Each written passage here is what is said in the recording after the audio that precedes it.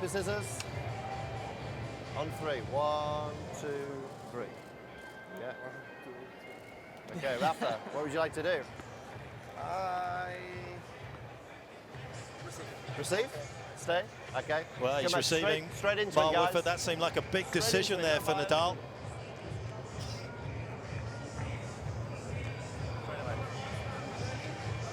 We start straight away, or do you want to hit it? Well, hit a couple, yeah. I think that Mark just at the moment is sitting courtside, watching another left-hander about to get underway here. I think they're going to have a few more serves here. And there they are, Rafa up against that. I was just saying, Mark, that seemed like quite a big decision for Nadal at the start of this tiebreaker, whether to serve or return. It certainly did. Isn't it funny the way the rock, paper, scissors, and I remember as a young kid, you know, when you used to go up and spin the racket, and you used to have a piece of string on the top of the strings, and it would pick rough or smooth. I remember it well. Yeah? Yes, absolutely. But it is a joy sitting at courtside watching Rafa, and I must say he looks in very good shape. So whatever problems that he experienced maybe at the back end of the Australian Open, he seems like he's ready to play here tonight in the rest of the TieBreakTens, but also next week with the BNP.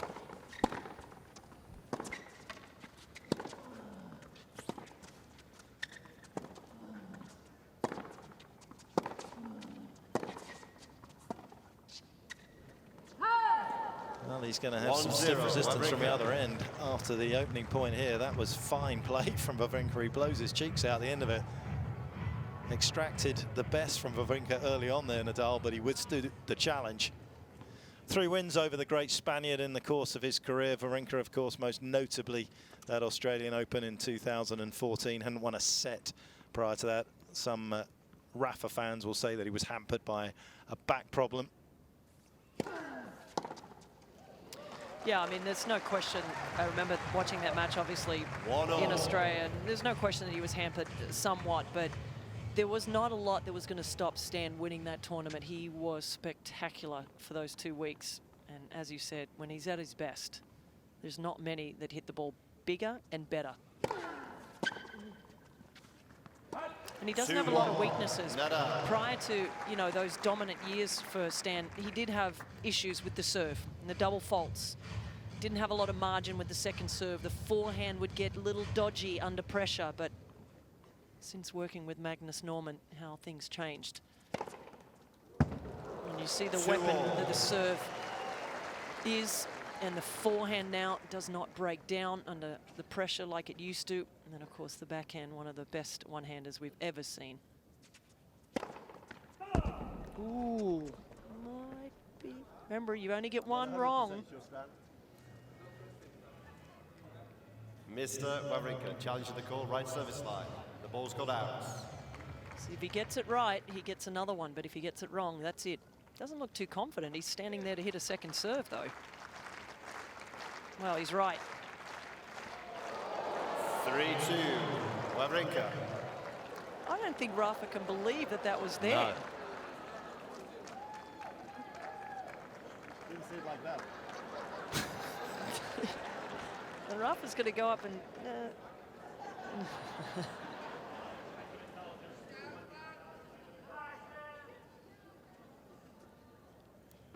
Yeah, he's a competitor. He's not happy with how that's gone against him. Woodford and Andrew are sitting right there on that line. Maybe we'll get them to call the line if we need him. I was ready. What do you think? Was that the right call? That actually did look good. Yes, we're sitting flush on that line. All right.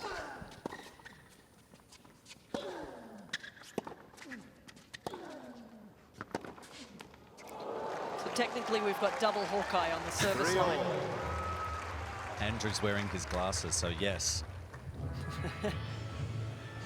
But how was that move by Rafa in that last point as well? I think Rafa really could be considered one of the best volleyers in the men's game. He just chooses the right time to go forward, and quite often he wins many of these points just with one volley. Yeah, I think the thing that is underestimated with Rafael Nadal is his movement forward. Everybody talks about, of course, the forehand and his tenacity and his movement around the court, but his movement forward has always been, for me, spectacular. There's a perfect indicator of it right there. Yep, it's intuition, isn't it? And you know, volleying, it's not about just being up at net and hitting forehand and backhand volley. It's the movement, the transition from the baseline to the net. I think what it is tennis IQ, and he has one of the best. Yep.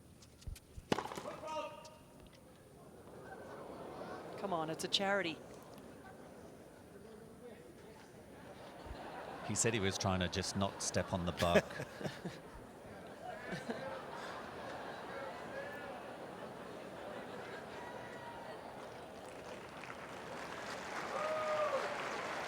What a nice guy.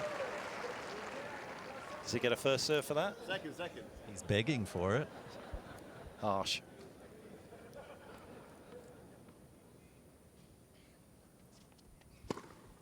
Oh, I was going to say, you don't lose concentration to hitting a second serve there.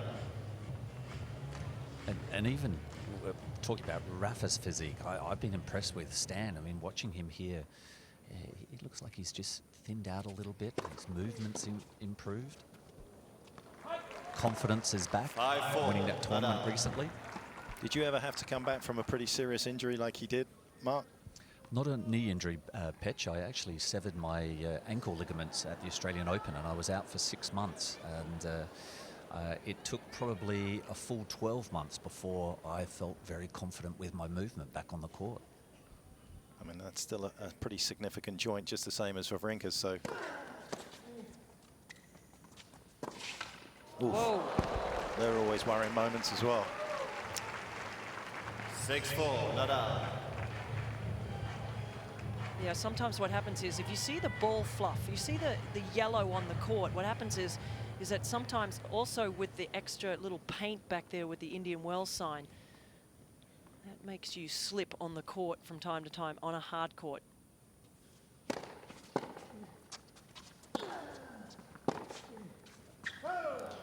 Often what happens 7-4. after big matches is that you get sort of like a large vacuum cleaner, if you can imagine, at home, sort of to scoop up and get rid of all that ball fluff on the court, because it does make the court slippery. You've got a great angle of it there. And this court being gritty really does mess the ball up.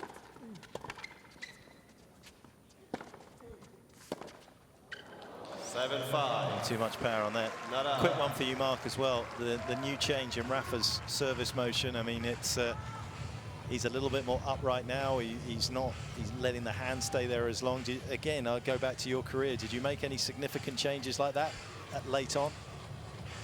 Not too significant, but it is amazing how he keeps searching. I mean, one of the greatest all-time players, and he's still trying to achieve, you know, a little bit more pace on the serve, or maybe a bit more consistency.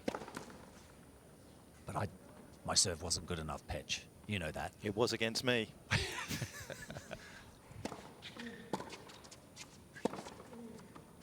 Oh, he's landed that from downtown. He's measured that to perfection, and it was a vital point as well.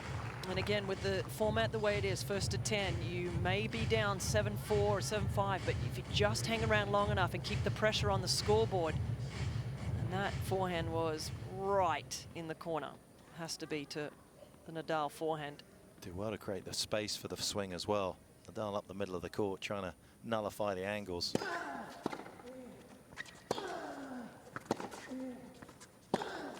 Oh, that was 7-all. very unusual. There was a lot of swing in that forehand, guys. Had a great view of that one. Yeah, it's when he gets a little bit tight, not that it happens very often on the forehand, Mark, but when he gets tight, he can over-rotate on that forehand. Can get short in the court sometimes. Very rare, though.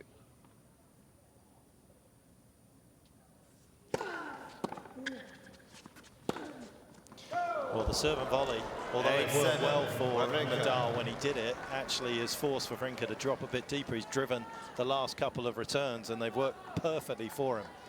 He is somebody that struggles to change his grips a little bit, so he does have to go back to give himself a bit more time.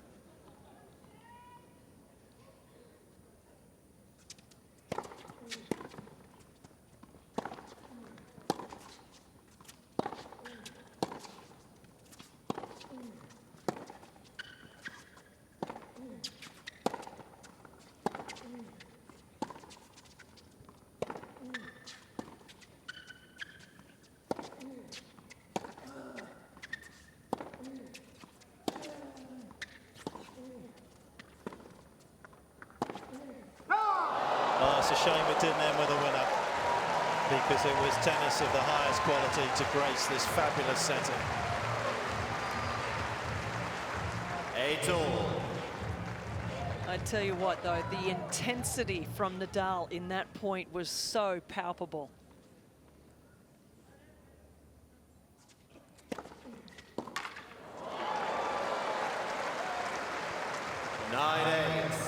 Wawrinka. TieBreakTens match points. Well, there is space out wide when he stands that deep on the due side, but you've still got to locate your serve with accuracy, and he's done that for Wawrinka. Will he drive the return again? Or will he favour the block? Place in the final offer, of course. Milos Raonic waiting. I think you've got to go for it. Hit your backhand.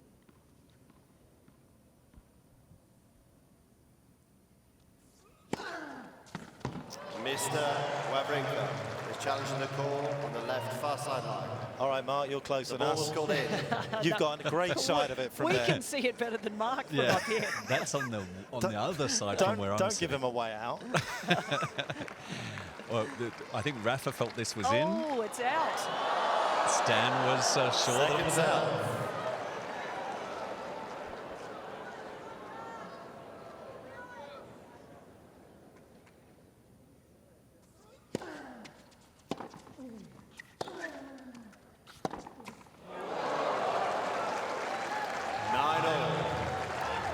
That was ambitious, to say the least.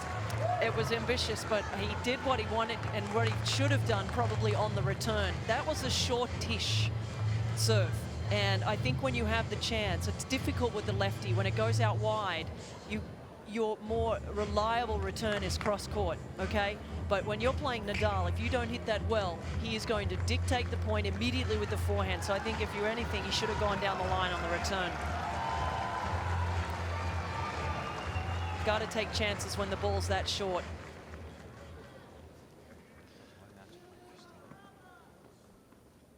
So 1 match point saved.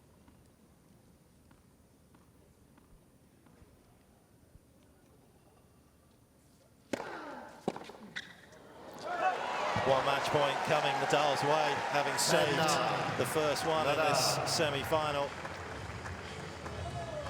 What were we saying about his tie-break record? He just knows how to play the big points so well. Can he do it again? He's relentless. What a response. 10-all.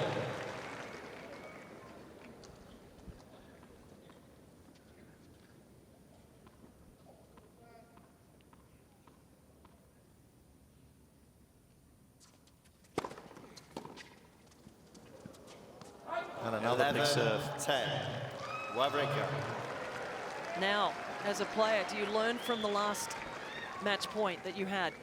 You've got to be more aggressive if you're going to go cross-court. If you land it short, you're in trouble.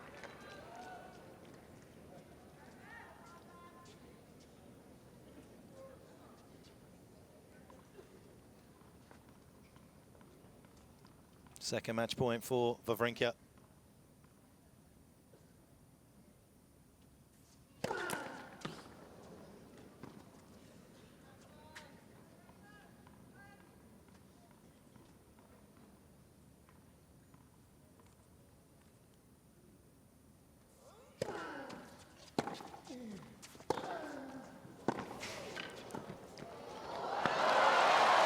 Everybody was talking about his quality up at net, and we see it on match point down. That must have been a good look from where you were, Mark. 11-all.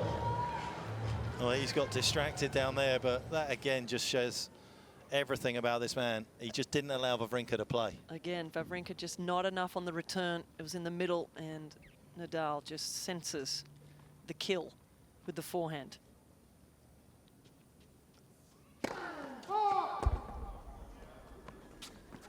Almost has to try and look for a forehand here on the return if he can.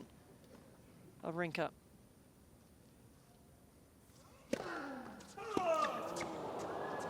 That's exactly what he did, though. He started to run around, just look for the forehand. It allows him to be a little bit more offensive, even though his backhand is so potent.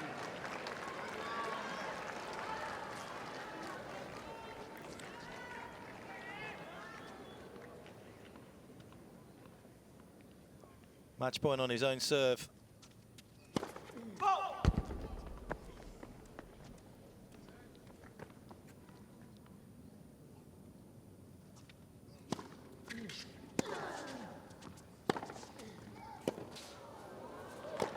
Stunning change of direction on the forehand. Tiebreak winner. Nadal thought it was going inside out, 13-11. but it is Nadal who's out, and Wawrinka through to the final to take on Milos Raonic.